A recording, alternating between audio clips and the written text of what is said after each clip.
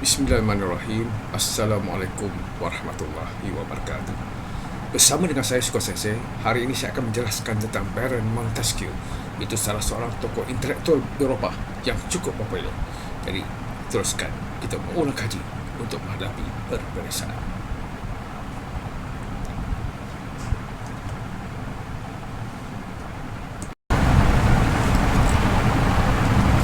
Montesquieu dilahirkan di Château de la Brie di barat daya Perancis pada 25 km selatan Bordeaux.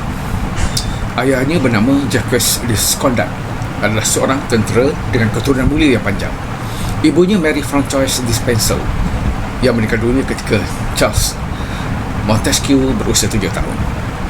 Adalah pewaris yang membawa gelaran Baron of Labrador kepada keluarga Scondat. Dia menjadi penasihat Parlimen Bordeaux pada tahun 1714 dan pada tahun 1715 dia menikahi James de Latigue, itu seorang Protestan yang akhirnya melahirkan 3 orang anak. Selepas kematian ibunya, dihantar ke sekolah di Collège Catholique Julie, itu sebuah sekolah terkemuka untuk anak-anak bangsawan Perancis, di mana dikekal dari tahun 1700 hingga tahun 1711. Ayahnya meninggal dunia pada tahun 1713. Dia menjadi Baron de Montesquieu selepas kematian bapa saudaranya. Pada tahun 1715, dia berkahwin dengan Jean Montesquieu, iaitu seorang Protestan yang akhirnya melahirkan 3 orang anak. Baron meninggal dunia pada tahun 1716, meninggalkan kekayaannya dengan juga gelarannya serta pejabat Presiden Al-Martyr di Parlimen Bordeaux. Itulah dia, dari segi latar belakang Montesquieu.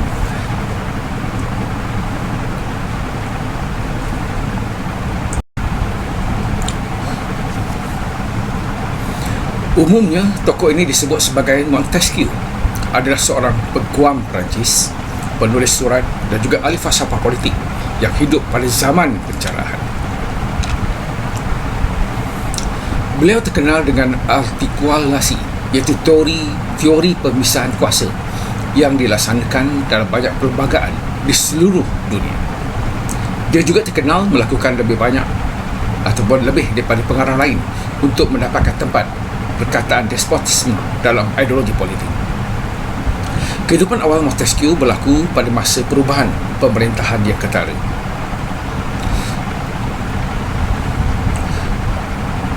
Inggris telah menyatakan dirinya sebagai raja berperlembagaan setelah Revolusi Gemilang 1688 hingga tahun 1689 dan telah bergabung dengan Scotland di Kesatuan pada tahun 1707 untuk membentuk kerajaan Britain yang ada pada hari ini. Di Perancis, Raja Louis ke-14 yang telah lama memerintah meninggal pada tahun 1715 dan diganti oleh Louis ke-15 yang berusia 5 tahun. Transformasi nasional ini memberi kesan besar kepada Montesquieu. Dia akan merujuk kepada mereka berulang kali dalam karyanya. Ini terutamanya berkaitan dengan teori pemisahan kuasa ataupun doktrin pengagihan kuasa. Ini di antara 3 badan utama, iaitu badan perundangan, badan kehakiman dan juga badan eksekutif. Ini itu yang berlaku pada hari ini. Ini yang dikatakan sebagai kebebasan dari segi ketiga-tiga badan itu. Ini bergerak dengan tersendirinya. Okey, itu antara idea penting yang lahir daripada idea-idea Montesquieu ini sebagai seorang tokoh intelektual politik yang cukup terkenal.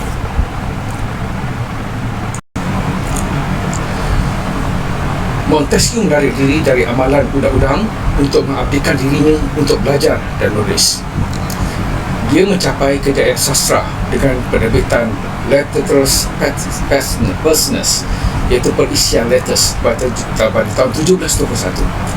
Sebuah satria yang mewakili masyarakat seperti yang dilihat melalui pandangan 2 pengunjung Persia yang melawat Paris dan juga Eropah pada waktu itu. Dia cerdik mengkritik kepalsuan masyarakat Perancis kontemporer. Dia seterusnya menerbitkan Consideration Serious yang menyebabkan Dilagradus Discernements Discandus ataupun pertimbangan mengenai sebab-sebab keagungan dan kemerosotan Rom pada tahun 1734 yang dianggap oleh beberapa sarjana di antara 3 bukunya yang paling terkenal dan sebagai peralihan daripada surat Parsi untuk karya tuannya, The Spirit Laws ataupun The Spirit of Law. Pada awalnya diterbitkan secara anonim pada tahun 1748. Buku ini dengan cepat meningkat untuk mempengaruhi pemikiran politik secara mendalam di Eropah dan juga di benua Amerika. Di Perancis, buku itu mendapat sambutan yang tidak mesra dari penyokong dan penentang rejim. Misalnya, Gereja Katolik melarang Spirit of Law bersama dengan banyak karya Montesquieu yang lain pada tahun 1751 dan melarang dan memasukkannya ke dalam buku-buku larangan. Dia mendapat pujian tertinggi daripada seluruh Eropah, terutamanya Great Britain.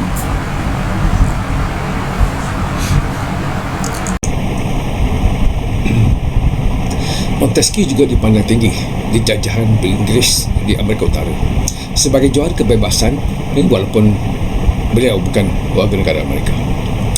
Saintis politik Donald Lutz berpendapati bahawa Montesquieu adalah pihak berkuasa yang paling sering disebut mengenai pemerintahan dan politik di Amerika Syarikat, khususnya di wilayah kolonial British, yang lebih banyak disebut oleh pengasas Amerika daripada sumber apapun kecuali Bible. Setelah revolusi Amerika, karya Montesquieu tetap menjadi pengaruh kuat bagi banyak pengasas Amerika, terutamanya James Madison dari Virginia, iaitu bapa perlembagaan.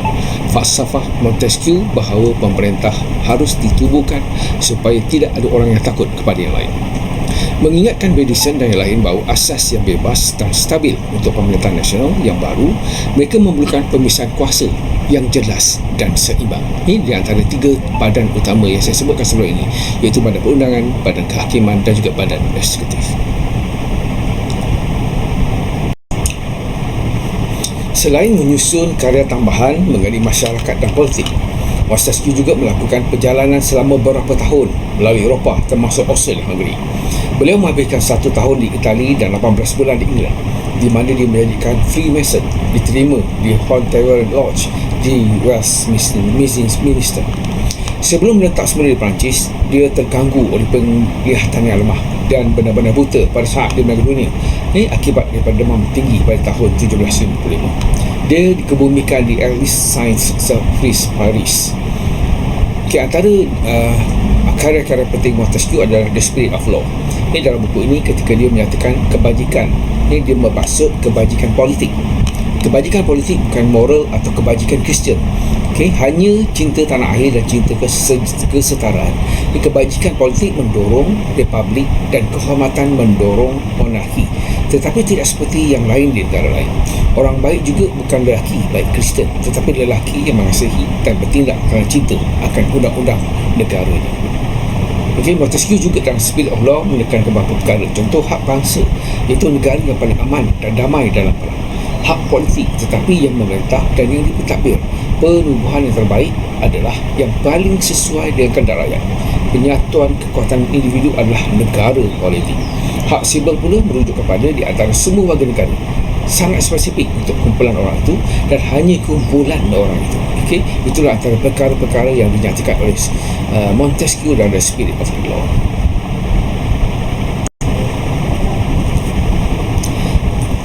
Falsafah sejarah Montesquieu meminimumkan peranan individu dan peristiwa individu. Dia menjelaskan pandangan dalam consideration seles, iaitu satu penyebab de la grandeur des remèdes et de l'ébol descendants, bahawa setiap peristiwa bersejarah didorong oleh gerakan utama. Bukan kebetulan yang menguasai dunia. Tanyakan kepada orang Rom yang mempunyai urutan kejayaan yang berterusan ketika mereka dipandu oleh rancangan tertentu dan urutan pembalikan yang tidak terganggu ketika mereka mengikut yang lain. Terdapat sebab-sebab umum, moral dan fizikal yang bertindak dalam setiap monarki, mengangkatnya, mempertahankannya atau melemah ataupun melemparkannya ke tanah. Semua kemalangan dikawal oleh sebab-sebab ini, dan jika peluang satu pertempuran, iaitu sebab tertentu, telah menyebabkan keadaan hancur, beberapa sebab umum menjadikan negara itu binasa dari satu pertempuran. Dengan kata lain, trend utama menarik semua kemalangan tertentu. Dalam membicarakan peralihan daripada Republik ke Empire, dia menyatakan bahawa jika Caesar dan Pompey tidak bekerja untuk merebut pemerintahan Republik, orang lain akan bangkit menggantikan mereka. Sebabnya bukan cita-cita Caesar ataupun Pompey, tetapi cita-cita manusia. Itu dari segi falsafah sejarah ini yang diutarakan oleh Montesquieu. Dari segi pandangan politik, Montesquieu dikreditkan sebagai antara nenek moyang termasuk Herodotus dan juga Tacitus antropologi yang sebagai antara yang pertama memperluas kaedah klasifikasi perbandingan kepada bentuk politik dalam masyarakat manusia. Menurut ahli antropologi sosial D.F. Pocock, The Spirit of the Law, Montesquieu adalah percubaan pertama yang konsisten untuk meninjau jenis masyarakat manusia, untuk mengklasifikasikan dan membandingkannya, dan dalam masyarakat untuk mengkaji fungsi antara institusi. Politik Montesquieu antropologi menimbulkan teorinya mengenai pemerintahan. Ahli antropologi politik Perancis Georges Ballandier menganggap Montesquieu sebagai pemula syarikat ilmiah yang selama ini menjalankan peranan antropologi, budaya dan sosial. Ketika Catherine the Great menulis nakas atau interaksi untuk Dewan Legislatif yang telah dibuatnya untuk menjelaskan kod undang-undang Rusia yang ada, dia sangat tertarik dan dia sangat berhak meminjam dari ruh undang-undang Montesquieu, walaupun dia membuang atau mengubah bahagian yang tidak menyokong monarki birokratik absolute Rusia ataupun kuasa monarki mutlak. Ini kuasa monarki mutlak di Rusia. Itu dari segi pandangan Montesquieu berkaitan dengan politik. Pandangan politik Montesquieu juga menjelaskan bahawa terdapat dua jenis kuasa pemerintahan, yang berdaulat dan pentadbiran. Kuasa pentadbiran adalah eksekutif, perundangan dan kehakiman. Ini harus terpisah dan saling bergantung antara satu sama lain supaya pengaruh mana-mana kuasa tidak dapat melebihi pengaruh yang lain, sama ada secara tunggal ataupun bersama. Karya Montesquieu yang paling berpengaruh membahagikan masyarakat Perancis kepada tiga kelas ataupun tres politika. Istilah yang diciptakannya iaitu monarki, bangsawan dan commons. Ini adalah idea radikal kerana menghapuskan struktur tiga estet monarki Perancis sepenuhnya. Para padri, golongan bangsawan dan orang-orang awam diwakili oleh estet general, sehingga menghapuskan sisa-sisa struktur feudalisme yang terakhir. Ini antara pandangan politik yang penting yang dibawa oleh Montesquieu.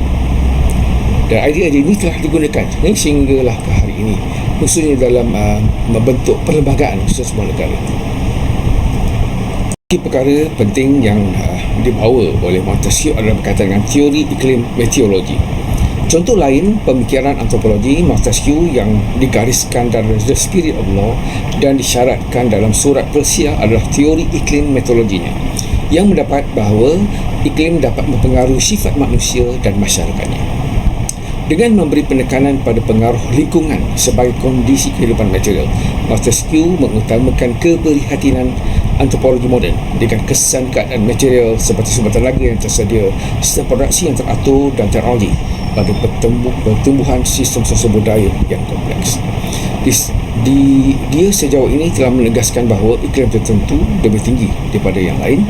Iklim Perancis yang sederhana misalnya, pandangannya adalah bahawa orang-orang yang tinggal di negara-negara yang sangat panas terlalu panas barat, sementara orang-orang yang di negara utara yang dingin atau kaku, oleh itu iklim tengah adalah paling baik ataupun optimum.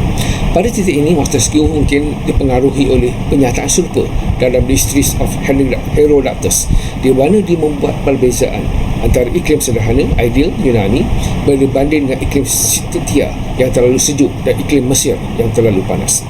Ini adalah kepercayaan umum pada waktu itu dan juga dapat ditemukan dalam tulisan-tulisan perubatan pada zaman Herodotus, termasuk On Air, Water's Please dari Hippocratic Corpus.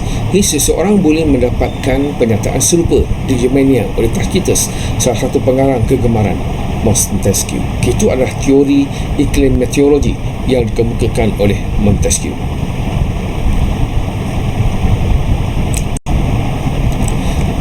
Kesimpulannya para pelajar, apa kita lihat daripada tokoh Montesquieu ini? Antara perkara yang ada kaitan dengan Montesquieu adalah berkaitan dengan demokrasi. Jadi apa itu demokrasi, daripada mana asalnya? Pertama, Yunani dan Rom. Itu kebebasan oleh Solon melarang sistem perambaan. Dari segi penyertaan, Pericles mencipta demokrasi langsung. Yang ketiga, dari segi perwakilan, iaitu republik ataupun Dewan Senat. Yang keempat, kod undang-undang bertulis, kod Justinian, digunakan untuk semua orang secara sama rata. Itu asal demokrasi semasa zaman Yunani dan juga zaman Rom. Kemudian zaman pencerahan, Okay, yang pertama, pemisahan kuasa oleh Montesquieu yang membagikan 3 cawangan kerajaan, itu badan perorangan, badan kehakiman dan juga badan eksekutif. Dan satu lagi adalah hak semula jadi oleh John Locke. Itu berkaitan dengan kehidupan, kebebasan dan harta. Jadi pada usia 27 tahun, Montesquieu mempunyai kedudukan yang baik dan berjalankan tanggungjawab sebagai pengamal undang-undang dan mendalami bidang sains seperti geologi, biologi dan juga fizik. Idea beliau seperti buku yang terkenal ialah The Spirit of the Law yang diterbitkan pada tahun 1748 telah membuat perubahan yang besar kepada lanskap politik dunia pada abad ke-16. Karya lain ialah The Consideration on the Cause of the Grandeur and Decades of Romance tahun 1734 dan juga Letters Pacific tahun 1721. Itu antara kesimpulan yang kita buat dari segi sumbangan dan idea-idea politik yang dikemukakan oleh Montesquieu dan juga idea-idea lain berkaitan dengan perundangan dan juga berkaitan dengan sifat dan tanggungjawab manusia dan juga hak warga negara sesebuah negara. Itu antara perkara penting yang pelajar boleh lihat dan fahamkan berkaitan dengan latar belakang dan juga sumbangan Baron Montesquieu. Jadi teruskan ulang kaji. Bersedia untuk mengambil pesan semester 1. Teruskan, selamat ulang kaji. Kita jumpa lagi. Terima kasih.